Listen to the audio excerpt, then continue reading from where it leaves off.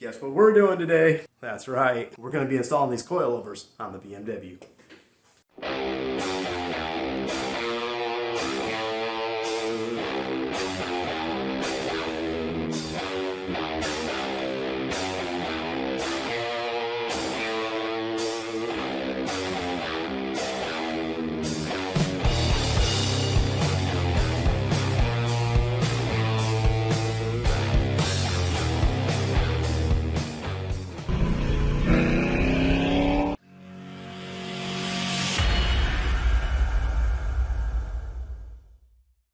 Alright, so before we get to all the cool wrenching and banging, we're going to take a quick moment to go over all the tools that you'll need to wrench and bang, since, it's kind of important. Alright, so very simply, we're going to need a ratchet, some sockets, and a couple wrenches. You're going to need a 12 millimeter, 13 millimeter, 16, 17, 18 millimeter sockets. And you will also need a 16 millimeter wrench and an 18 millimeter wrench. Now, really, that's about all you're going to need to perform this job. However, let's not forget the one tool you need for every job you're going to do, and that's your good old-fashioned, trusty, reliable, adjustable hammer. Now, every legitimate mechanic is going to have one of these in their arsenal. If you don't have one, drop the tools, walk away. You shouldn't be wrenching on cars, period, dot. Get your adjustable hammer and just start going to town. Now we got our tools. We're just about ready. Might as well throw a pry bar into the mix there, too. There.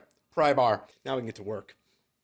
Well, we have the tools ready for the job, but before the work can actually begin, we're going to have to go ahead and get the car lifted up, put it on jack stand so we can actually do the work safely under the vehicle.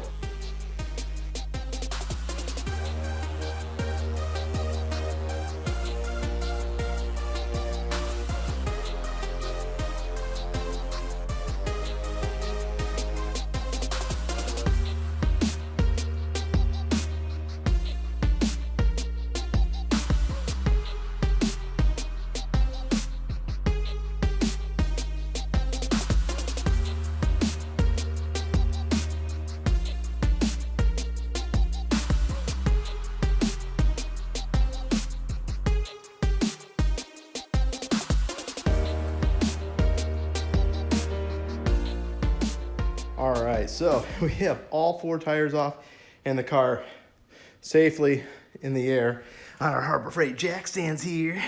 So it's about to get serious when we actually start taking safety semi-seriously. But the car is ready to start working on the coilovers. So first things first, we're going to go ahead and work on the front end. You have three, a little peekaboo here, we have three 13 millimeter bolts holding the top of the struts in, both sides here. Then if you follow me down here real quick, so down here, we're going to have three bolts holding the strut to the steering spindle.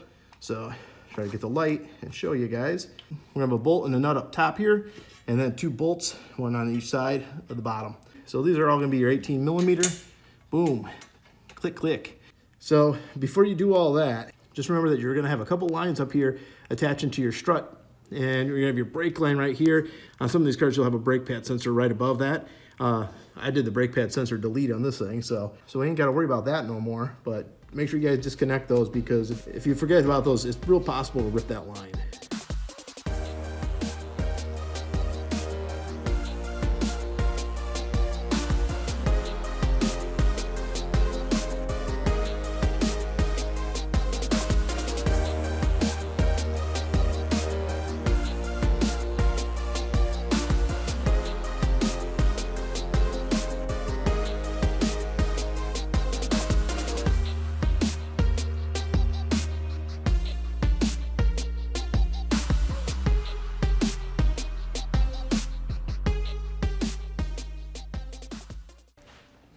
All right, so we got both sides removed.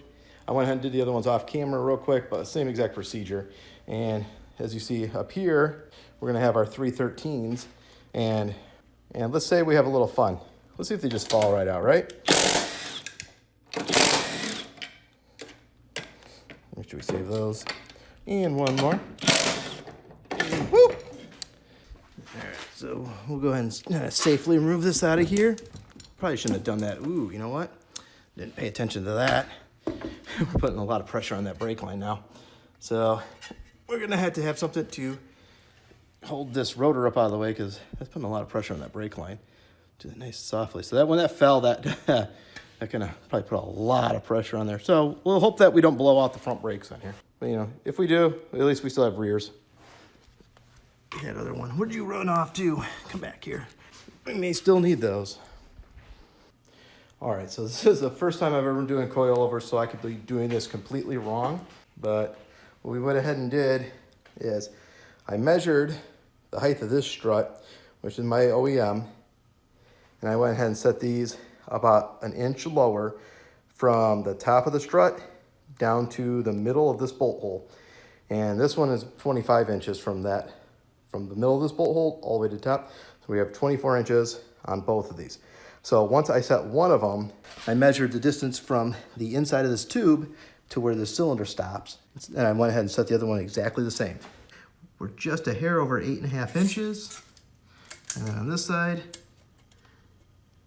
exactly the same. So we are dead nuts on both of these. And then I went ahead and set the preload. So one guy's video talked about is snugging up your top one here until it's just about hand tight, bringing this one up to it, and then tightening this one up enough that one of these spanner wrenches can actually fit in between it. And then you bring this one up to it and snug them to each other. So that's what I did with both of these. I didn't actually measure it till afterwards, and they were both exactly the same. So we have the same amount of preload exactly on both of these. I mean, they're perfect. So we'll go ahead and get these bolted up now. So hopefully we should be able to put all these on there and we have at least a baseline setup and we can adjust it from there.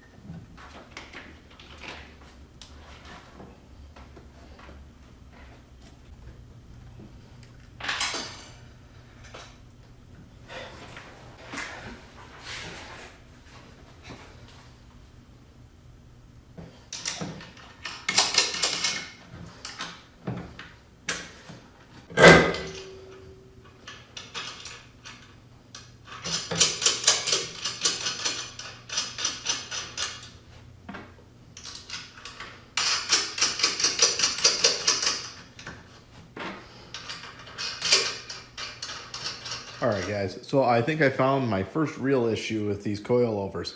So both of the camber plates on these are marked L and R. I don't know if they just kind of faced the car and said, hey, that's how we're going to figure out which left and right is. Or they use, like, you know, these standard, realistic, real world, left being the driver's side of the vehicle, right being the passenger side of the vehicle. Well, in America anyway. I think these might be wrong. Maybe part of this is actually on me for not checking this before I installed them.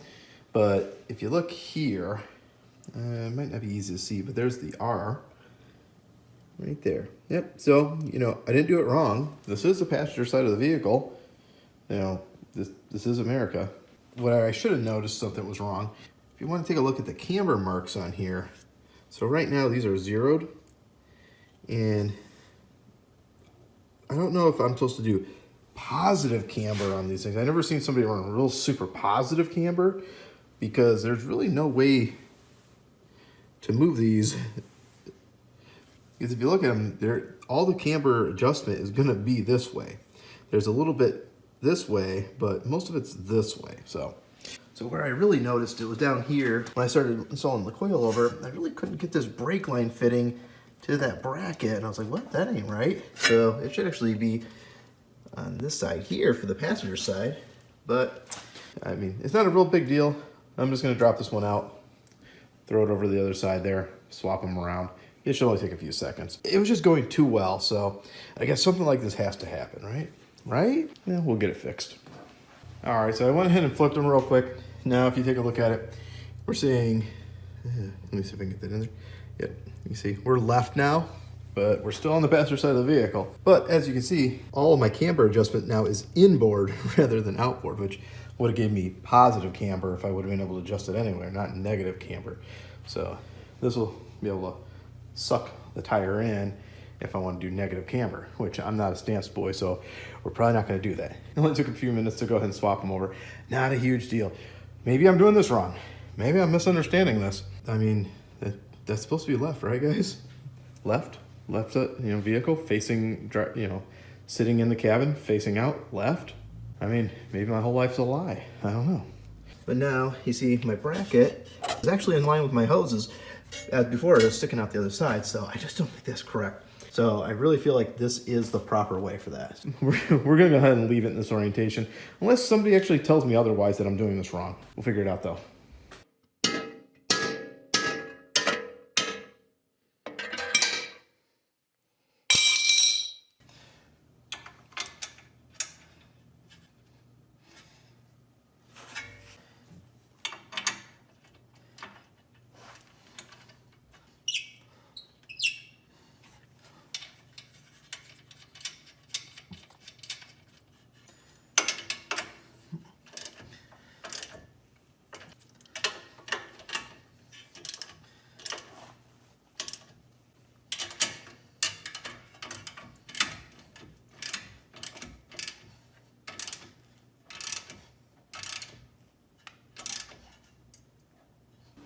So, quick little FYI, some of you guys might not know this, but on the E36 convertibles, to get to the top of the rear shocks, you're actually going to be looking back here underneath the tonneau cover for the convertible top. See this little plastic dealie here? If you pop that off, well, there is the top of your shock.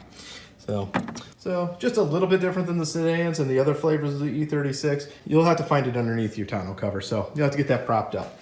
But we'll hit the two 13mm bolts underneath here.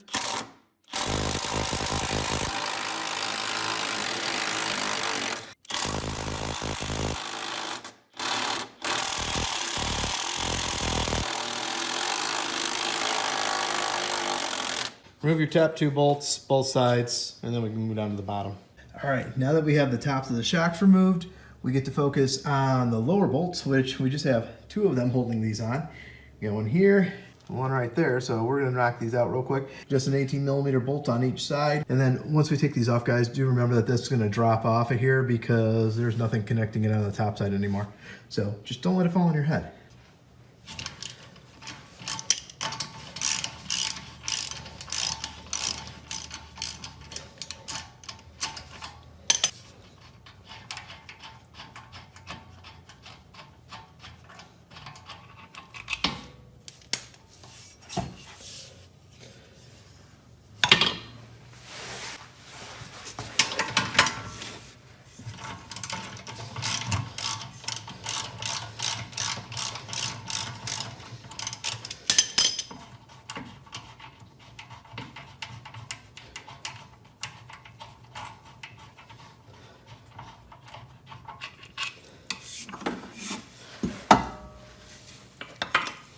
All right, so to get these springs out of the perches, you just need to get a way to push down on this. You can probably get like a buddy to stand on the rotor here, or you can get a pry bar in there, and you're just trying to push down to get enough room. Just enough room to get this top piece out of the pocket here. Once you get that out, you can actually just tilt the whole spring forward and pull it out.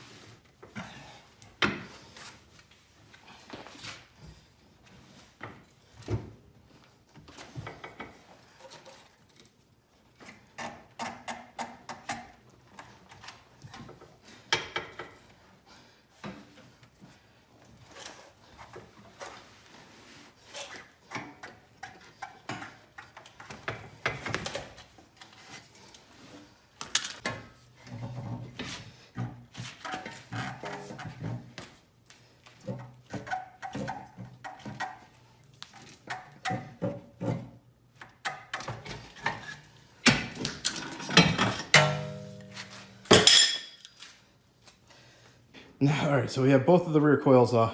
And this is what's gonna look like set up next to our coilovers. So right now, we actually have a little more height out of our coilover, so we can actually adjust this in. But as you saw, I had to really fight to get these out. There's a few other ways. You could take your spindles off and then these things are just drops right out. But that's really a lot more work than we want to do. I mean, look how dirty my hands are. However, putting these in should be a lot easier because what we can actually do is space these in all the way and then put them in, and it gives us a lot more room to work with, thankfully. You do have to reuse these, and so these are just the rubber bushings that go top and bottom of your springs. This is your top one. The one that looks like the one that looks like this is your bottom one, so just keep that in mind because you do have to orient these correctly. This one does have to go on the top, like so, because there is a large cylinder that actually sits right in here to locate this. And then this one actually will sit right on top of that bottom perch with another locating tab similar. So that's what's gonna keep these centered on there. So you do have to make sure you put them together properly. Like you see, voila. So let's go ahead and throw these back in.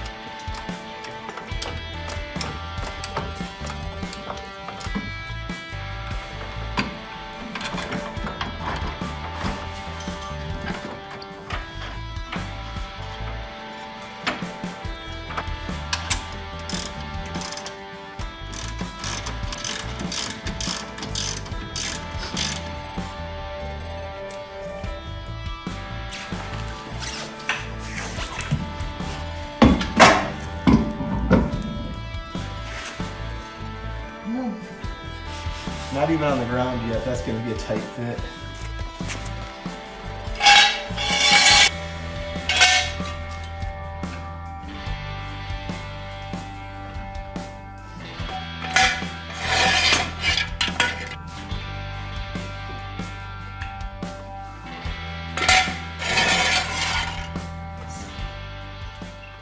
All right, so that was not as bad as I thought it was going to be. It went pretty quick. I did have to make a small adjustment up here on the front. One of the things they do say in the instructions is to try to set the height of the suspension approximate to what your OEM is. That way you can get a good baseline. Well, that put my front end about 3 inches higher than it currently is, which is like a massive lift. So I think this lowered the car about at least 1 to 2 inches overall. So it is, I don't know. I'm kind of liking it, kind of dig it. I'm definitely gonna have to put some negative camber in these front tires. Otherwise, I think they're gonna hit the side of that fender. They do stick out pretty good, but that's just the tires I have. So yeah, I mean, I can get my hand barely in there. So kind of hard to see, but they do kind of stick out a little bit. So Little negative cambers in the future for this guy. But you know what? Overall, other than the small issue I had with the left versus the right, I mean, I guess if I'm going to look at it from the front here, well, that's the left and that's the right. I mean, I know that's not the way we label vehicles. It's supposed to be from sitting in the vehicle, looking forward, that would be left. So for the price, so far I'm pleased with what I'm seeing. We still need to get this on the road, but that's going to be a little bit before we do that. So, I mean, overall, really not that bad. But like I said, this is a budget-minded product. So I'm not expecting super high-end, super high quality here.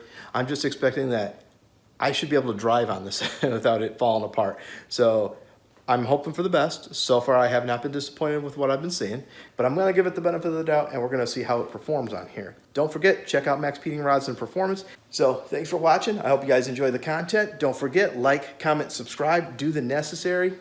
Peace.